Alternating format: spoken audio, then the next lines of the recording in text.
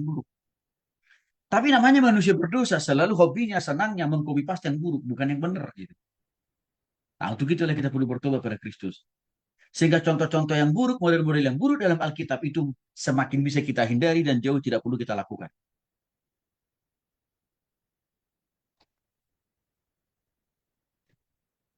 Lalu apa ciri khas atau karakteristik serta yang membedakan kitab Keluaran dengan Bilangan, Ulangan, Imamat, dan Kejadian? Khususnya dengan kitab-kitab yang ditulis oleh Musa. Apa yang membedakannya? Yang pertama, kalau kita lihat perbudakan Mesir yang dialami oleh bangsa Israel itu menghasilkan, menyebabkan bangsa Israel menderita luar binasanya.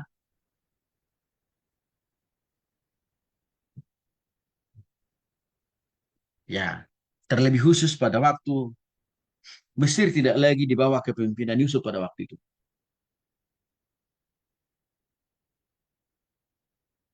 Di sisi lain, tingkat kelahiran di kalangan orang Israel waktu mereka masih di Mesir sangat tinggi rupanya. Maka Firaun melihat bertambah hari, minggu, bulan, dan tahun, jumlah orang-orang Israel itu semakin pesat pertumbuhannya. Ini menyebabkan Firaun jantungan juga. Kenapa? Kalau ini tidak dibatasi pertumbuhan, perkembangan bangsa Israel, suatu saat mereka bisa menjadi penduduk mayoritas di Mesir kan. Dan kalau itu sudah terjadi, Firaun sudah habis pasti. Dia akan tersingkir. Maka melihat besarnya pertumbuhan orang-orang Israel waktu mereka di Mesir, itu juga menjadi ancaman buat Firaun sendiri.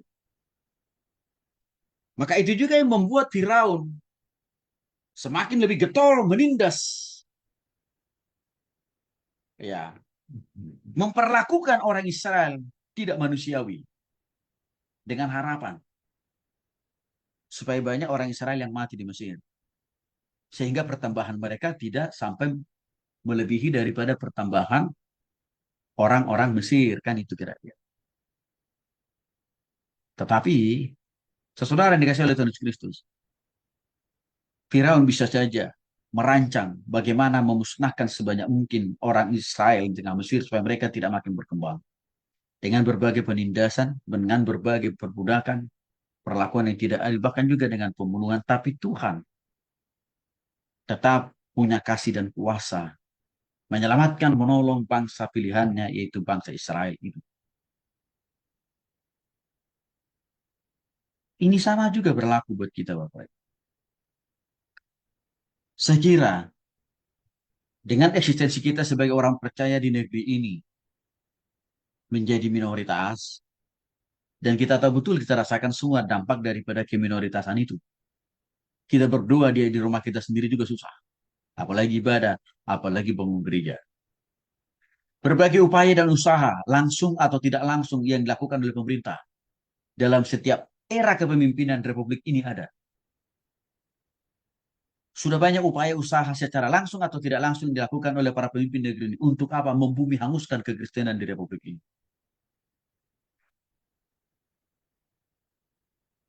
Maka kalau kita lihat, sejak negeri ini berdiri dipimpin oleh Soekarno sampai sekarang dipimpin oleh Prabowo, parti kita sudah memiliki presiden 8.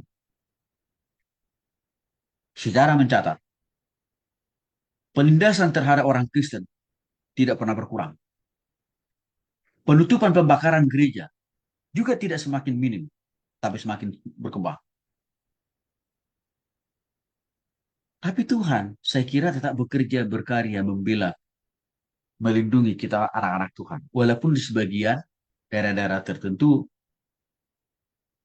ada teman-teman kita orang percaya di Republik ini harus karena kasih karunia Tuhan ya, karena seizin Tuhan. Mereka mungkin harus mengalami penindasan. Mereka harus mungkin mengalami gereja yang mereka dibakar. Tapi saya kira itu tidak menyurutkan semangat orang-orang percaya untuk berdoa. Dan juga saya kira itu sangat diperhatikan oleh Tuhan. Sehingga tekanan penganiayaan terhadap kekristenan itu tidak membuat militansi orang-orang Kristen berkurang dalam mengasihi Tuhan. Justru kalau kita lihat, ketidakadilan terhadap kekristenan itu sudah berlaku sejak dari zaman perjanjian lama. Bahkan waktu kita kupas tuntas 2 minggu lalu, kita perjanjian baru kan sama. Ketidakadilan itu sudah terjadi juga di era perjanjian baru kok. Sehingga para rasul sekalipun banyak mati di penjara. Termasuk Paulus kan. Mati karena mempertahankan iman. Tapi justru kita lihat terjadi pertumbuhan. Terjadi peningkatan kualitas iman di antara orang-orang percaya. Jadi sebenarnya semakin kekristenan itu dihimpit, justru itu menjadi peluang bagi Tuhan memompa semangat orang Kristen supaya menjadi militan. Nah, yang kedua, seruan umat Israel kepada Allah dalam pasal 2 dan 3 itu sangat dan amat didengar oleh Tuhan. Karena Tuhan juga memantau semakin bertambah dalamnya penindasan, penganiayaan, bahkan pembunuhan yang dialami oleh bangsa Israel di Mesir. Dan Tuhan tidak meninggalkan, Tuhan tidak membiarkan, apalagi melupakan dia. Tuhan Maha tahu setiap hal yang dialami oleh bangsa Israel. Maka Tuhan langsung berempati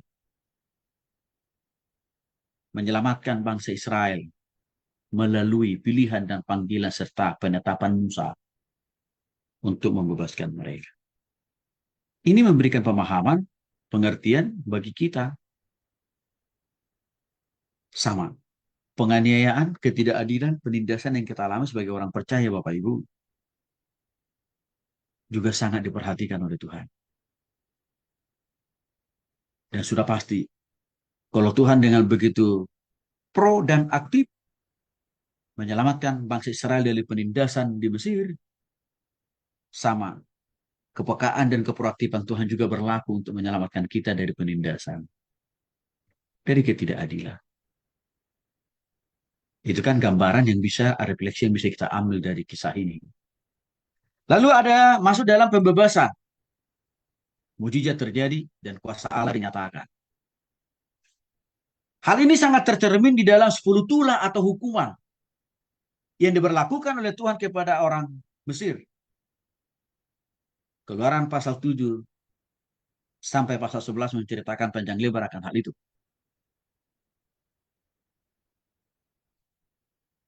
Firaun berusaha dengan segala kekuatannya, kemampuannya, dan juga dengan segala fasilitas yang dimiliki untuk menghalang-halangi, untuk memperlambat bangsa Israel supaya tidak akan pernah keluar dari Mesir. Tapi Tuhan lebih punya kuasa memaksa Firaun untuk membebaskan dan melepaskan. Walaupun tetap Firaun tidak rela kan gitu.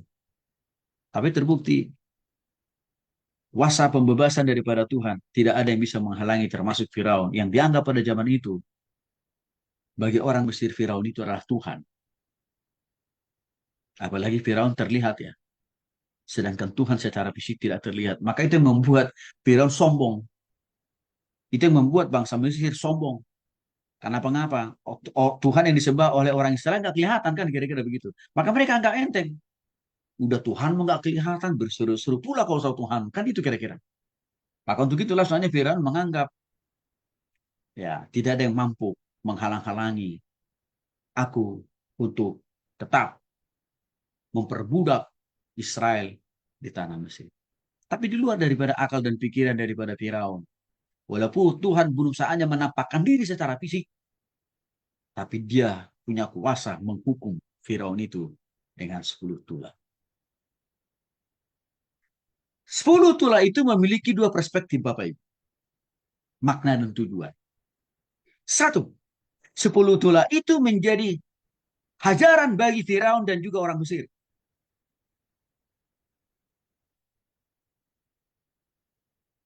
Kan gitu.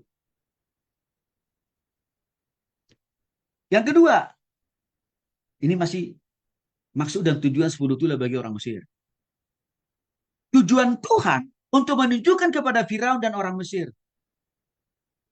Masih ada yang lebih berkuasa daripada Firaun selain daripada dirinya sendiri, yaitu Allah yang disembah, yang dipercaya oleh orang Israel.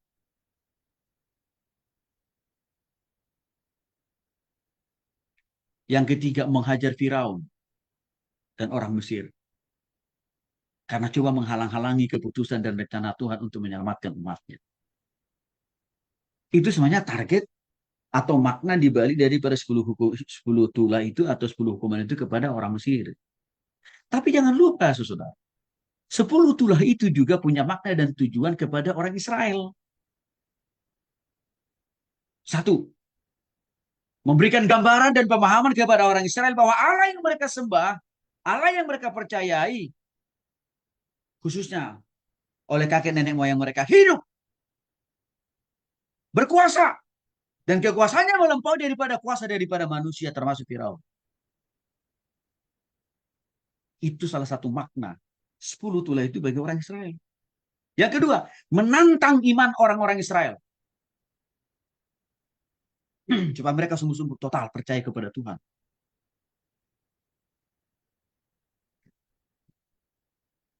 Yang telah teruji, terbukti, bisa mengeluarkan dan membebaskan mereka dari Mesir.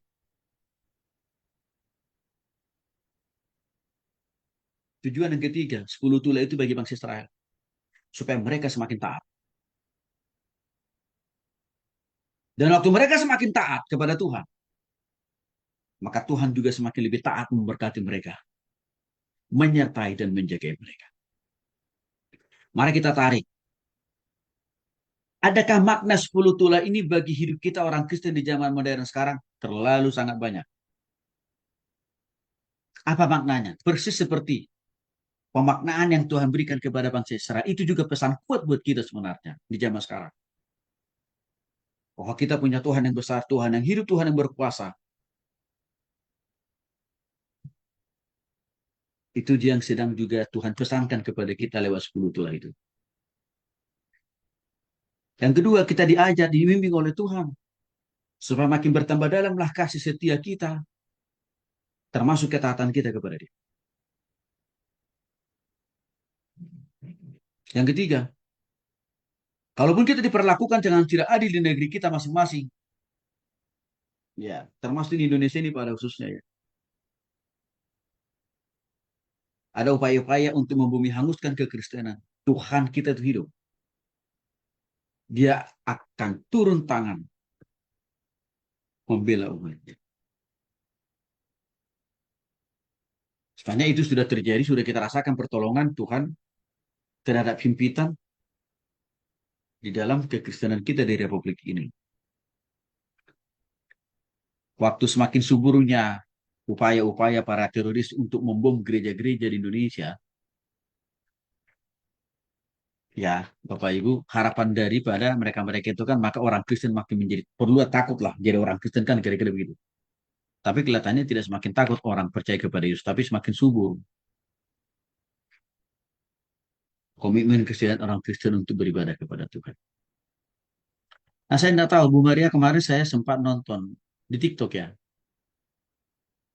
Saya nggak tahu apakah itu berita baru atau hoax gitu. Maka Bu Maria mungkin lebih tahu di Malaysia. Ada satu gereja dibakar katanya di Malaysia baru. Nah, itu baru saya lihat, saya tonton itu videonya 2 hari lalu. Ya, sekarang juga saudara kita di Afrika, ya, itu banyak mengalami persekusi, bahkan pembunuhan. Dan terang-terangan kita lihat dalam video ya, orang lagi ibadah di gereja itu ditembaki, dong, dong, dong, dong, dong, dong, gitu. Lagi ibadah itu ditembaki. Gitu. Ya setelah itu mereka ambil semua harta jemaat, lalu mereka bakar gereja di Nigeria. Nah artinya situasi-situasi seperti itu tentu Tuhan kita maha tahu, maha melihat, dan maha penolong. Dan saya yakin kekristenan di Nigeria pasti akan semakin bertumbuh, tidak makin bertambah surut. Nah itu kan contoh yang boleh kita tarik nih, di mana kita punya Tuhan yang maha kuasa, Dan dia berkuasa atas segala penguasa-penguasa di dunia ini, termasuk juga di negeri. Nah, yang bagian berikutnya adalah Paskah dan keluarnya bangsa Israel.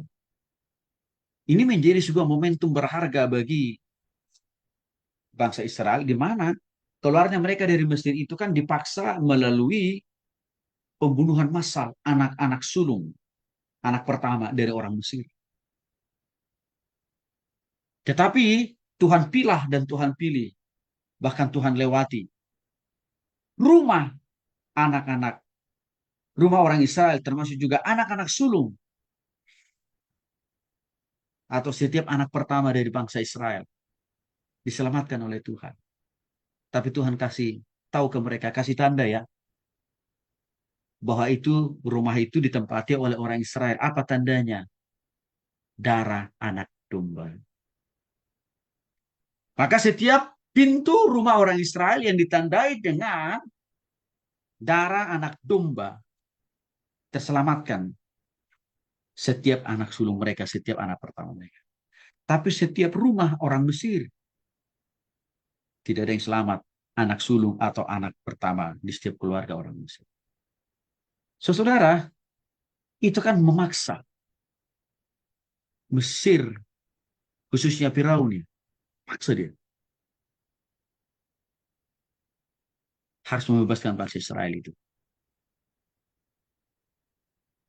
Bayangin Bapak Ibu, jutaan orang, anak-anak sulung orang Mesir meninggal dalam satu waktu. Bisa dibayangkan itu kira-kira tuh. Pasti setiap rumah orang-orang Mesir terjadi kedengaran apa? Tangisan dan air mata kan.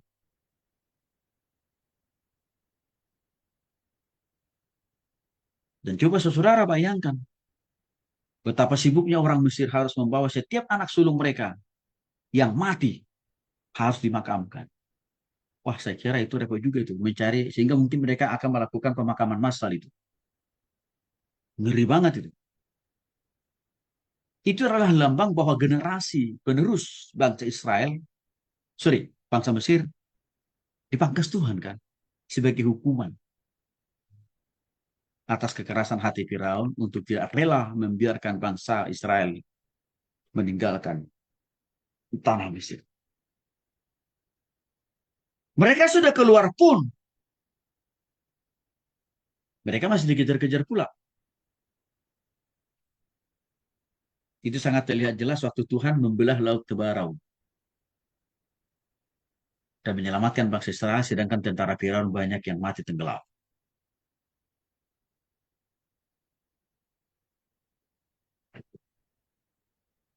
Tanda darah anak domba di dalam setiap pintu rumah-rumah orang Israel itu adalah tipologi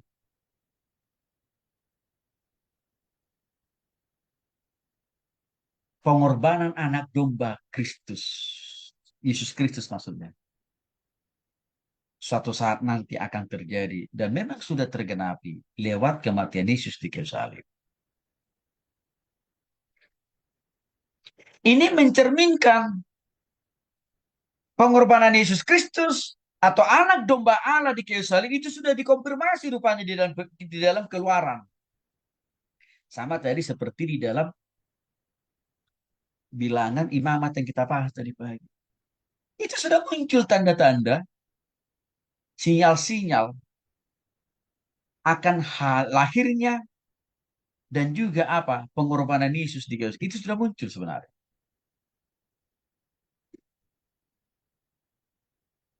Sudah barang tentu Musa sangat tahu itu. Harun juga tahu. Yosua juga tahu. Tapi secara mayoritas orang-orang Israel banyak nggak tahu. Yang artinya melalui pelajaran ini sebenarnya kita diberikan pemahaman yang dalam sebenarnya Bapak Ibu. Bahwa tipologi, simbolisasi kehadiran Kristus itu sudah jelas nyata. Ya, walaupun dalam bentuk simbol ya. Di era perjanjian lama sudah ada sebenarnya. Walaupun dipersempurnakan gambaran Kristus itu dengan Yesus langsung datang ke dunia. Nah, lalu masuk di bagian yang ketiga, yaitu pengembaraan di padang gurun. Mereka sudah keluar ini dari Mesir. Tapi masih dalam tengah perjalanan, Bapak Ibu. Disinilah mereka dipimpin, diarahkan, disertai, dijaga, dipelihara oleh Tuhan. Betul-betul konkret pemeliharaan, penyertaan, penjagaan Tuhan terhadap bangsa pilihannya itu sangat jelas waktu mereka dalam perjalanan di tengah padang gurun.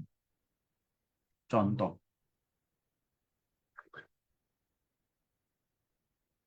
waktu pagi, siang, sore hari,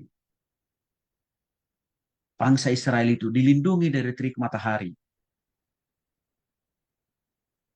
dengan cara Tuhan menyediakan tiang awan sehingga mereka tidak mengalami ya panasnya terik matahari waktu dalam perjalanan khususnya di padang gurun.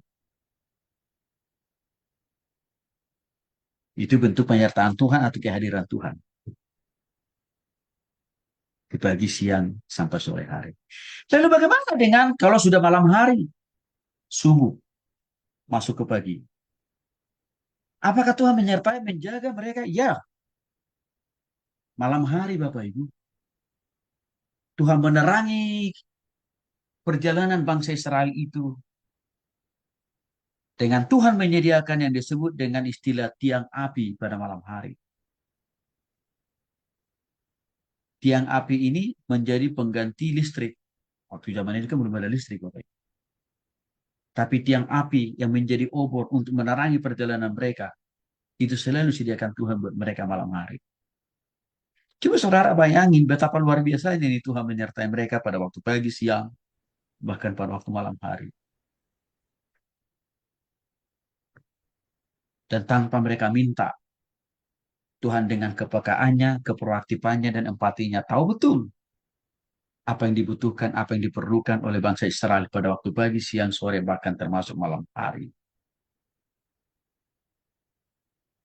Pada waktu mereka juga sudah haus, sama. Tuhan dengan begitu proaktifnya juga menyediakan air minum untuk mereka minum. Pada waktu mereka juga kelaparan, sama pula Tuhan begitu cepat juga menyediakan makanan dan makanan bagi mereka. Jadi bisa dikatakan sebenarnya Tuhan itu tidak pernah menelantarkan apalagi membiarkan mereka tidak makan dan tidak minum. Betapa Tuhan itu bertanggung jawab penuh dalam memimpin bangsa Israel itu sampai tanah perjanjian. Ini banyak maknanya loh buat kita Bapak Ibu. Banyak maknanya. Artinya ini kan memberikan sebuah contoh buat kita sekarang. Bahwa sama perlindungan, penyertaan, pemeliharaan Tuhan buat kita nggak pernah berubah dari dulu. Seperti Tuhan memelihara dan menjaga bangsa Israel. Sama aja sebenarnya. Ketemu dengan iya, sudah dapat sekarang dan minta itu lima Nggak puluh pernah juta berubah. masih harga gorden belum pas.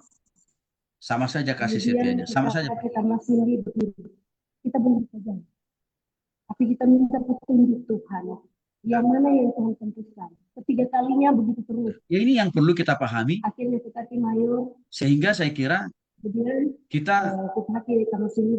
ya Jadi hero apa yang jangan kita pernah dapat meragukan ampun. Untuk sementara kami kasih belum setia bisa dan pertolongan Tuhan mengambil gorden yang biasa. di dalam dan melalui kehidupan kita ini Bapak.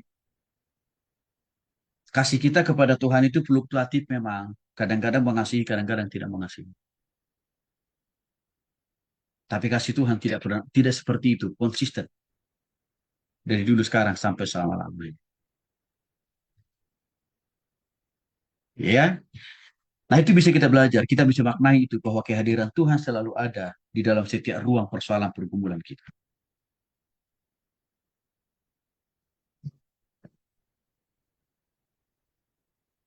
Yang berikutnya, penetapan perjanjian di Gunung Sinai. Apa bentuk konkretnya? Perjanjian yang diberikan Tuhan kepada orang Israel di Gunung Sinai, yaitu 10 hukum Taurat di pasal 20. Hukum Taurat ini adalah aturan untuk mengikat hati pikiran bangsa Israel itu supaya hanya fokus, fokus, dan fokus kepada Tuhan. Maka Tuhan buat aturan dengan 10 hukum Taurat. Harapan Tuhan supaya mereka tidak melanggar 10 hukum Taurat itu. Sehingga dengan demikian, Tuhan bisa mengawasi, Tuhan bisa menyertai, Tuhan mudah memberkati mereka. Maka sama buat kita Bapak Ibu. Hukum Taurat itu tidak menghilangkan, tidak dihilangkan di era perjanjian baru atau di era modern sekarang. Enggak. Bahkan diperluas pemaknaannya. Bahkan dipermudah kita menghidupi, melakukan, bahkan menaati hukum Taurat di zaman sekarang. Nah, kalau kita taat melakukan hukum Taurat, cara taktisnya hidup dipimpin oleh Roh Kudus, maka sebenarnya 10 hukum Taurat itu sudah lewat itu. Karena hukum Taurat itu sudah menjadi hidup di dalam diri kita melalui kasih kuasa dan pertolongan daripada Roh Kudus. Maka kalau kita dipimpin oleh Roh Kudus, maka sebenarnya 10 hukum Taurat itu sudah otomatis kita lakukan dari hari ke hari. Yang berikutnya peraturan dan hukum perjanjian di pasal 21 sampai 23.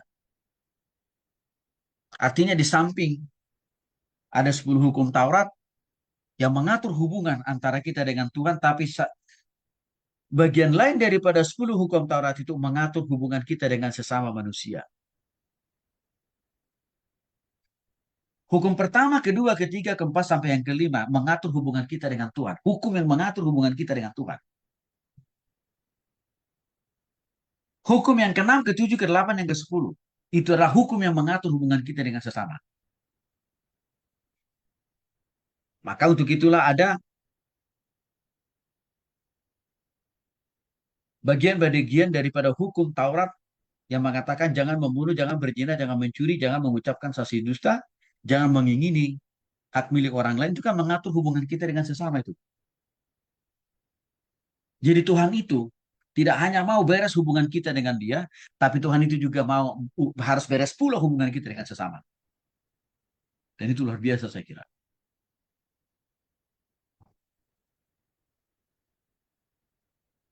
Lalu dilanjutkan dengan pembangunan kemah suci. Dan setiap pembangunan kemah suci itu setelah selesai, di sanalah Tuhan berkenan hadir, menyertai dan menjaga bangsa Israel itu sendiri. Maka untuk itulah kenapa begitu akurat Tuhan memberikan arahan kepada Musa tata cara pembangunan kemah suci. Termasuk di mana, bagaimana tempat-tempat untuk memberikan korban persembahan. Jenis-jenis korban persembahan sekalipun diatur oleh Tuhan. Kenapa sampai begitu detailnya Tuhan mengatur? Karena Tuhan mau. Ya, kemah suci itu khusus istimewa bagi dia. Yang kedua, karena Tuhan mau supaya bangsa Israel tidak sembarangan.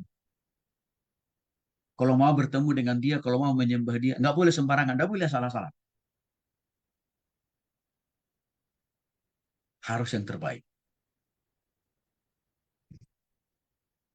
Pembangunan petunjuk untuk pembangunan kemah suci itu juga sebenarnya mau menghindarkan bangsa Israel supaya tidak dikit-dikit beralih kepada Tuhan-Tuhan yang lain.